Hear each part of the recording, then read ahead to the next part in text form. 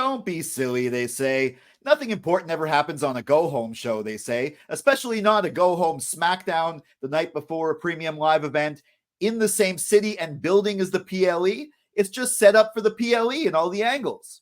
Well, and new WWE Tag Team Champions. That's right, these are my assorted thoughts on the July 5th, 2024 WWE Smackdown.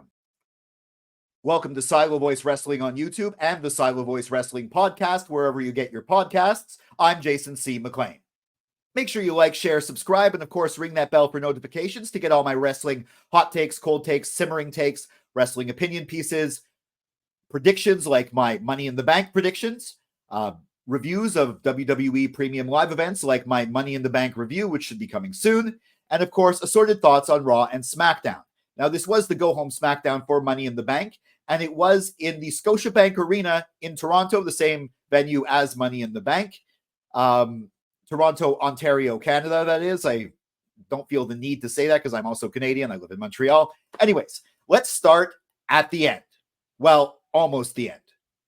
The main event for the WWE Tag Team Championships, the SmackDown Tag Championships, the champions Grayson Waller and Austin Theory, or A-Town Down Under, defending against DIY, that's Johnny Gargano and Tommaso Ciampa. There was setup for this match throughout the show. A lot of mentions of history, the fact that DIY won the NXT Tag Championships at NXT TakeOver in the exact same building, I think 5 years ago or a number of years ago. Also storyline set up as well, too. This match felt big. It was a good match, too. A lot of back and forth.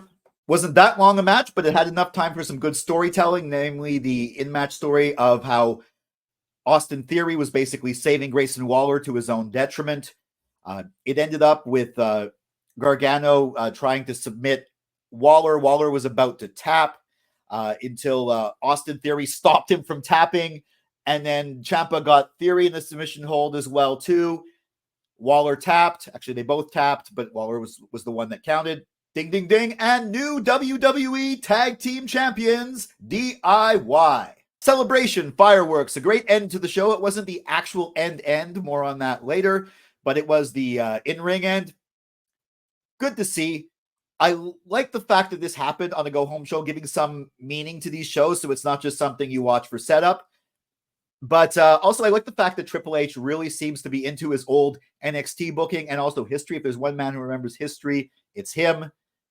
We now have babyface tag champs on SmackDown. Also, DIY's finally found a pathway to the top. They were kind of floundering on Raw. We now have heel champs on Raw with the Judgment Day, so it's still the same kind of same balance we had before, just on different shows. I'm looking forward to this. I'm looking forward to see if Austin Theory and Grayson Waller break up, and I'm looking forward to DIY's run as tag champs. Congratulations. Now, of course, there was a lot of setup and build and angle build for the PLE. Main event, Jey Uso kicked off the show with a massive pop, only to be joined by LA Knight, with an equally massive pop. They had a nice head-to-head, or rather a yeet, off that I didn't know I needed, but I did. That was really fun. Only for the promo train to continue with all the other competitors in the men's Money in the Bank ladder match coming out. There was Carmelo Hayes. There was Chad Gable. There was Andrade. They were all being cut off rather quickly until Drew McIntyre came out. He was pretty brutal with all of his competitors as the audience was chanting CM Punk. He criticized the audience for not respecting the fact that they're part of the Commonwealth. Only in Ontario can you get away with a line like that. Well, I mean, I guess maybe other provinces too, but definitely not in Quebec. And of course, they booed him for that as well too. He was dismissive of Andrade, said he felt sorry for Chad Gable, told Carmelo Hayes that he's going to be looking up to him, and him being Drew McIntyre. LA Knight was just, it's not it's no. But then Jey Uso, that was brutal. He actually said, "How did you get across the border?" Now, I know Jey Uso had a little problem in his past. At one point, might have prevented him from crossing borders, but that was well before the Montreal show where he came in for Raw, or last year when he came in for a run-in at Elimination Chamber, or when he was on the bill in France.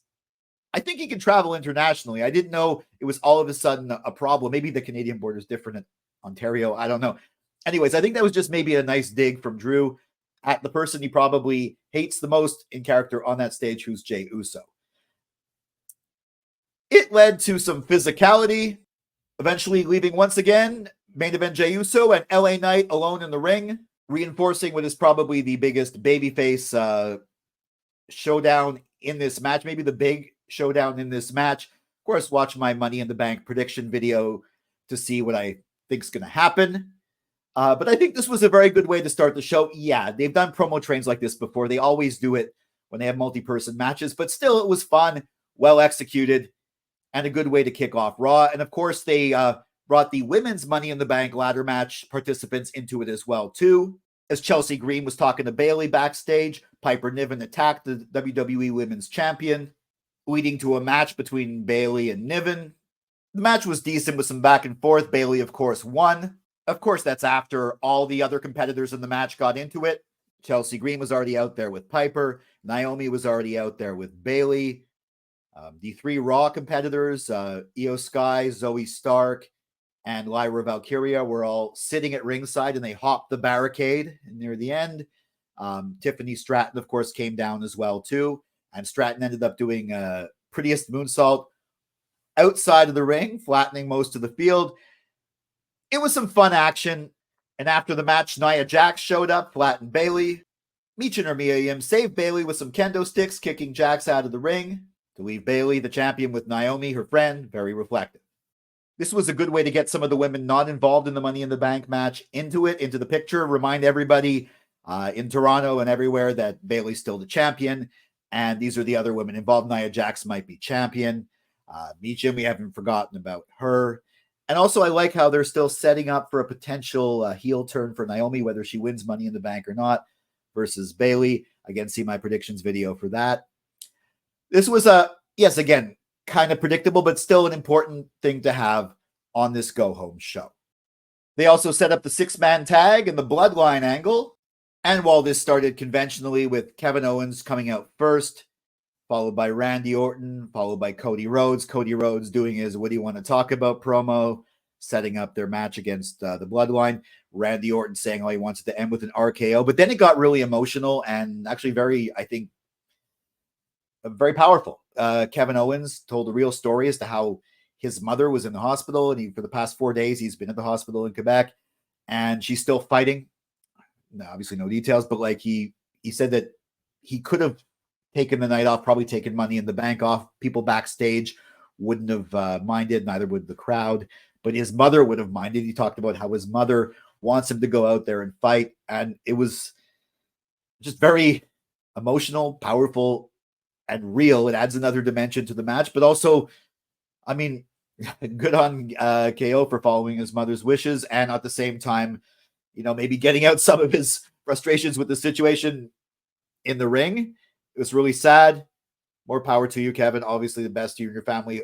I guess thoughts and prayers with your mother and your family. So, and thank you for sharing that with us. You didn't have to, but you did, and it definitely brought a very real angle to this match, and it was a very powerful part in the middle of the show. But of course, we went back to storyline at the very end of the show with a video message from Solo Sikoa.